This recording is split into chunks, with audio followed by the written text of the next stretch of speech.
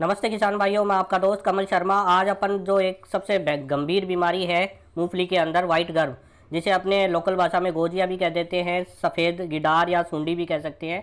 इसकी बहुत बड़ी दिक्कत है। इसमें क्या होता है, ये आप जैसे पिक्चर के अंदर देख रहे हो, ये क्या करती है, जो मूंगफली की जो जड़ें हैं उनको खा के उनको सुखा देती है, पीला कर देती है। इसके लिए क्या करेंगे, इसके देखो, किसी भी दुश्मन को मारने के लिए सबसे पहले उसका जीवन चक्र अपने को समझना पड़ेगा। तो ये जो मूंगफली की जो ये दुश्मन है, इसके बारे में अपने को समझना पड़ेगा। ये देखो आप, ये मेल इसको देख रहे हो।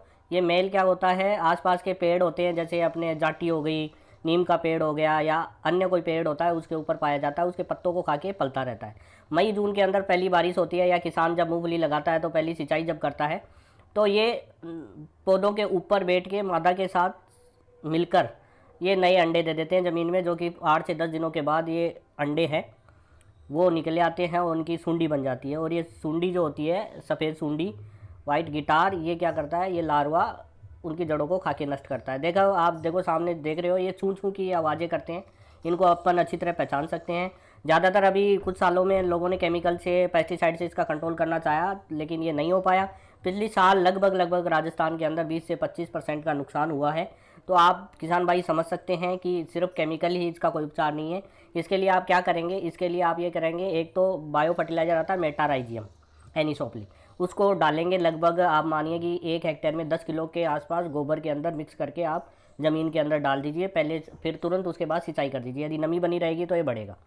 दूसरा है फेरामोन ट्रैप आती हैं, जो इनका मैल होता है, इसको पेड़ों के ऊपर शाम के टाइम, ये लोग जब मैटिंग के लिए इकट्ठे होते हैं बारिश के टाइम या सिंचाई के वक्त, इनको वहीं अपन पकड़ के इनको नष्ट कर सकते हैं।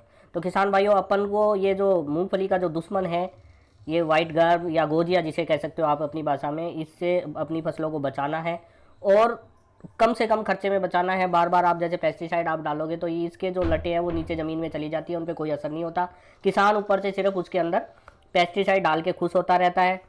तो इन सभी चीज़ों को ध्यान में रखते हुए अब बात करते हैं, ये दोनों चीज़ें आपको मिलेंगी कैसे। जो भी आपके आसपास जो भी पेस्टिसाइड के डीलर हैं, जिससे आप सीड लेके आते हैं, बीज लेके आते हैं, दवाई लेके आते हैं फसलों के लिए, आप उनसे जाके मिल सकते हैं।